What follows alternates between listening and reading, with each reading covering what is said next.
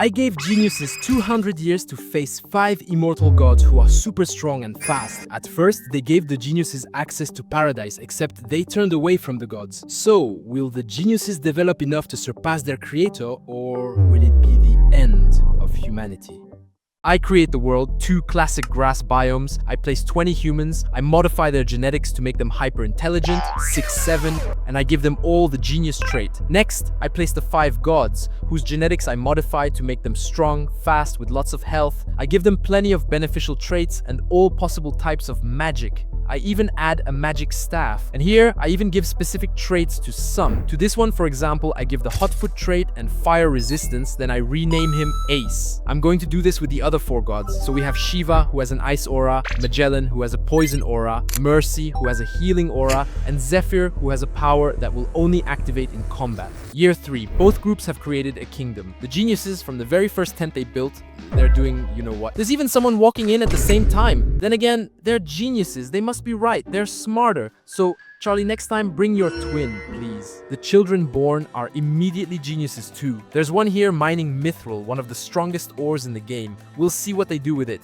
Let's move on to a god, Zephyr. He doesn't walk. That's for humans. He flies. And he decides to put all his strength into an epic battle against a bee. I don't even know how he got meat from that. In the culture of the gods, they aren't expansionists. They don't need to go take more territory. At the same time, no need to develop. They're already at the maximum level of their power. Year 7. Here is the queen of the geniuses, Saterona. She's intelligent, normal, then suddenly she's dazed for a moment. When she wakes up, she realizes something. She has become immortal. Her life expectancy is unlimited. She goes to see the other inhabitants saying, "I have been struck by the divinity of the mark of immortality. It's a miracle. Believe in the gods, they will reward you." All the geniuses worship the 5 gods present on the other side while staying focused on developing their kingdom. We see here that the gods are now 16. It's weird because they can't reproduce. Actually, among all the magic I gave them, there's death magic, which allows them to summon skeletons. And like in all videos where there are skeletons, they're just servants or slaves, basically. Then I was looking at the geniuses and I thought I saw something, like a star moving ultra fast in the geniuses camp.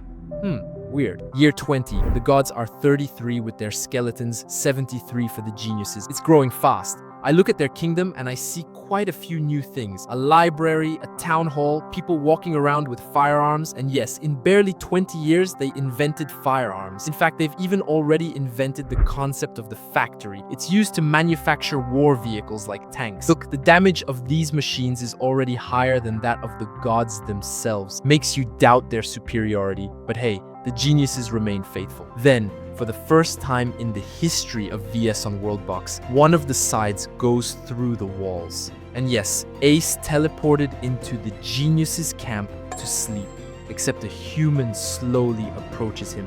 So Ace, who was disturbed in his sleep, is going to give a very severe punishment. He teleports onto the human, activates his foot on fire trait, then burns the person who was just passing by. He watches him burn alive, slowly and painfully, losing his miserable mortal life. The simple genius dies before the eyes of his god, who returns to his kingdom as if nothing had happened. This story will only be an urban legend in the kingdom of geniuses, that apparently a god appeared and killed a human. A legend that means nothing will ever be the same again. Despite all the respect given by the geniuses, the gods can sometimes be good and sometimes bad. Anyway, they're capricious. So this whole story will yield a very interesting result. Anyway, after all that, tanks are roaming the map. There's even one that ends up at the window of a tent where a couple is, whoa. In year 29, the queen increases the culture of her kingdom. This will allow the geniuses to develop more and faster and faster. While the gods have stayed in the Stone Age, the geniuses are in the modern age. A helicopter landing pad has been created. More and more vehicles are made, like this armored car with a minigun. It can apparently dodge and dash, weird for a car, but okay. The tanks take up so much space that one of them kicked someone out of their house and went inside. The man outside is joined by a woman. They wait in front, and only when the tank comes out, the couple rushes into the house to do their business. Tanks are so respected that even the couple comes second. Sorry, but I'm not interested. You're not really my type. Personally, I'm more into big tanks, exhaust pipes. Then, year 51, we can see Zephyr appearing right in the geniuses camp. He helps them a bit, then goes back to where he came from. In fact, for the first time in the history of this concept, one of the sides, the gods in this case, created a passage in the wall. It's not to attack them. Actually, the first human to cross over receives a golden rain. This rain gives the blessed trait. Everyone who takes the step and comes to settle alongside the gods will be blessed. Normally, when a civilization hears that, everyone moves. Well, in year 81, a village on the other side was indeed created. The promise is kept. The gods do indeed bless all the inhabitants of this village. The thing is, for 30 years, barely a few people went to this new village. The geniuses didn't really go to the gods' side. All they did was develop. A royal palace adorned with gold was built. Even more factories are popping up. New factories manufacturing aerial vehicles are built too. Even among the population, a real helicopter has now been manufactured. The mithril they found at the beginning was converted into mithril armor, some of the best equipment. They also wrote books, war, mathematics, diplomacy, romance. The geniuses are developing without the help of the gods. In year 100, it's the same. Few people are alongside the gods. Actually, that's where it gets murky. Strange statues are erected. They aren't in the likeness of Shiva or Ace. A man working, a boat allowing navigation, a planet, a burger. The years pass, more and more people read, educate themselves.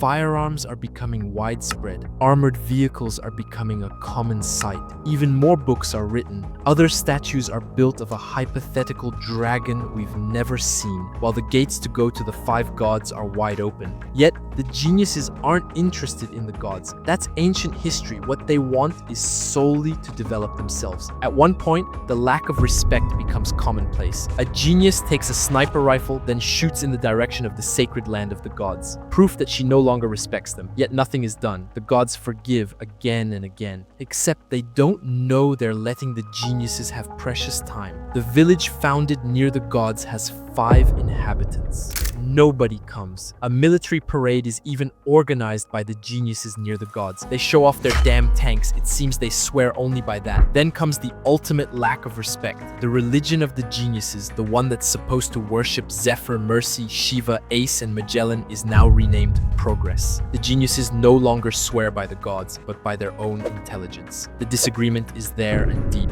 No negotiation is possible. The gods, normally capricious, cannot accept this. So Zephyr instantly teleports to the genius side, then flies into a rage. He activates his power, the wind. Every second, a tornado manifests around him, sweeping away anyone. The geniuses get into position. They pepper Zephyr with their firearms and armored vehicles, which keeps them at a distance. Zephyr, thanks to his extraordinary speed, teleports to several different places to dodge the bullets. He takes a lot of hits but doesn't falter and continues to attack everything he finds. He manages with his tornadoes to push humans off the map, which kills them instantly. He has over 45,000 HP. He seems invincible, and on top of that, he even has the ability to heal himself greatly. He rains fire down on the vehicles to destroy them. At one point, he even destroys an entire helicopter with fire. However, the fight is getting tighter and tighter. Many shots are directed at Zephyr.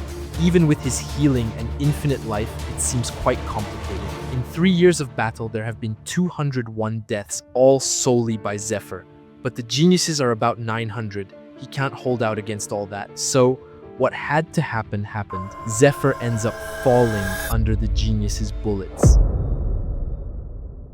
Year 169, the geniuses won. They killed a god. The other 4 stay quietly in their kingdom, preparing something. Year 200, the whole world turns red.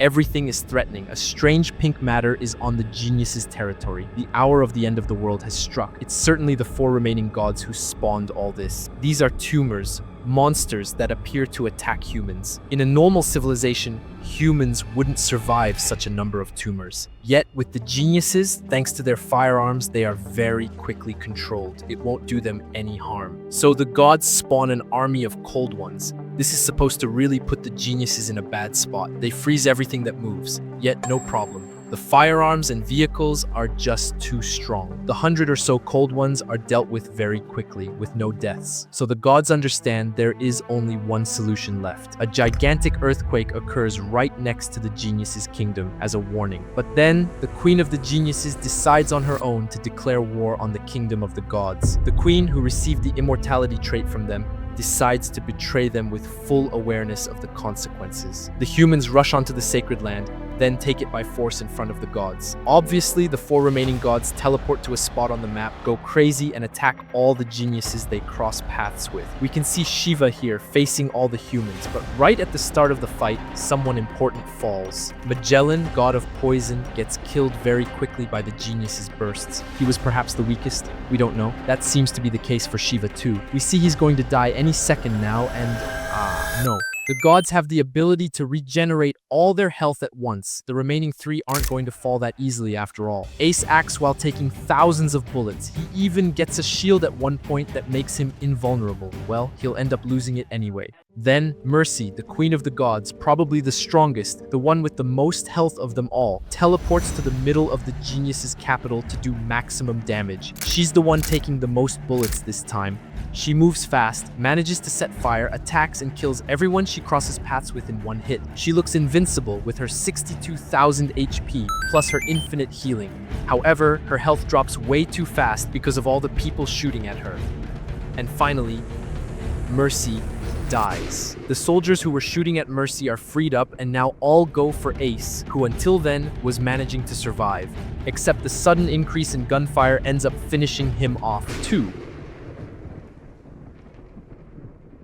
Only Shiva is left, who strangely flees the fight, dodges all the bullets, and doesn't even dare attack the 2 poor humans next to him. After a while, he ends up teleporting back to his camp. Year 216, the sun returns. He deactivated the red veil. The heart of our kingdom no longer exists, that's what he thinks. So he decides to submit to the kingdom of the geniuses, and has even joined the religion of progress. After more than 1,000 deaths, the kingdom of the geniuses has surpassed that of the gods and will now be able to continue its advance.